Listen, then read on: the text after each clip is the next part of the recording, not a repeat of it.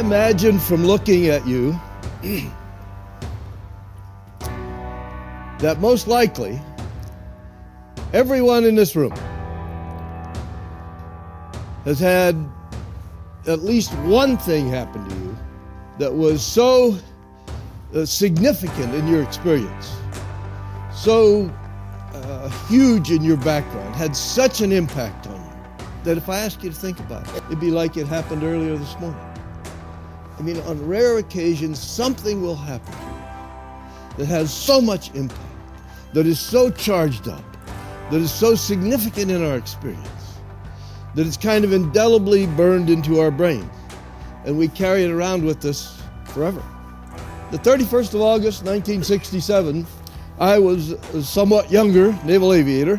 I was flying an A-4 aircraft off the aircraft carrier Wiskany. We were in the Gulf of Tonkin, about 60 miles from the coast of North Vietnam. Among all the other stuff, I remember very clearly they fired in succession from way out in front of us 2 surface-to-air missiles. So I sat in my cockpit that day and I watched the first missile. It was just a little bitty point of light sitting on my windshield. And it just sat there. And it got bigger and brighter and bigger and brighter till finally it started to move on the windshield. So this thing starts moving. I knew it wouldn't hit me. I turned my attention to the second missile. And it just sat there. And it's this little point of light. And it's getting bigger and brighter and bigger and brighter. Till finally I decided if it wouldn't move, I would. I decided to just roll my airplane up on its back, go across the top of the only airplane on the right, come down on the outside, press onto the target. And it did seem like a good idea at the time until I was upside down over this airplane beside me. The missile went right between us. Fireball blew the tail section off my airplane. This thing was wallowing and tumbling and falling through the sky.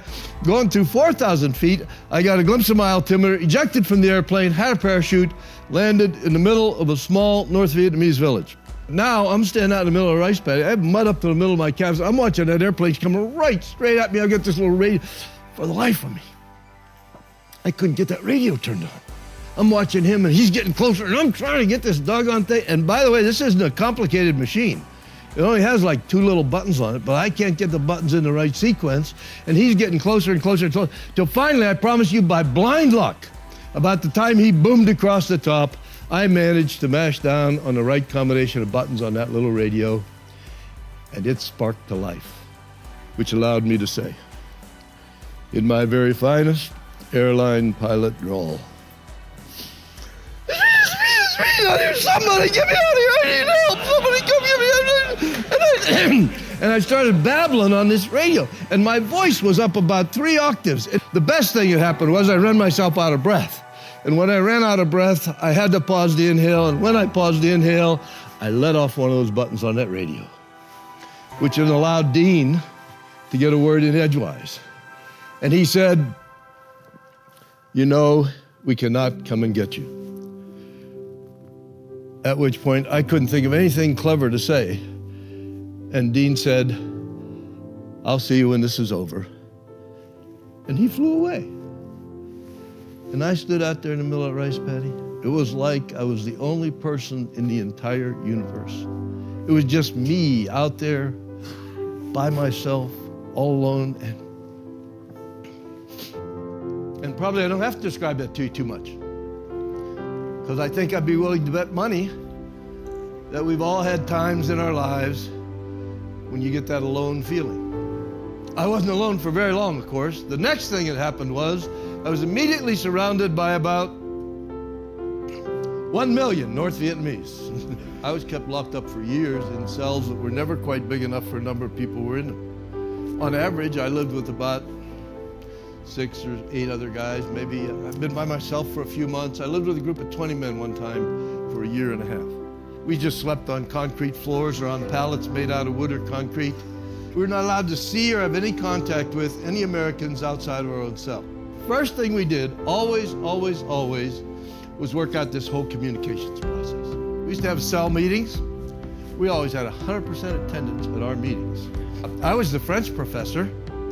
The way that happened was they came in one day, they took 2 of us out, and they split us up, and they began to beat on us. And they told us they had a guard listening outside that door, and he heard us talking about things we were not allowed to talk about.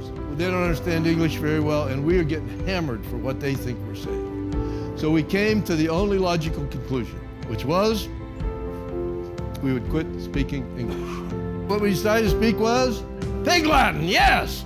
We set aside a whole evening to review the rules for the grammatical construction of Pig Latin. My roommates, who were going crazy trying to speak Pig Latin, decided we should immediately shift to French. That when I start to tell this story, and I get you to start to picture this whole thing, and I say, hey, how do you suppose we did that? What would you have done? And you start to tell me, that looks a whole lot like life and work to me. I mean, I know for an absolute fact that there are days when you are thinking to yourself, if I could just get away from it, I need to escape for a little while. These people are driving me crazy. See, some of you might be thinking that right now, but don't get your hopes up.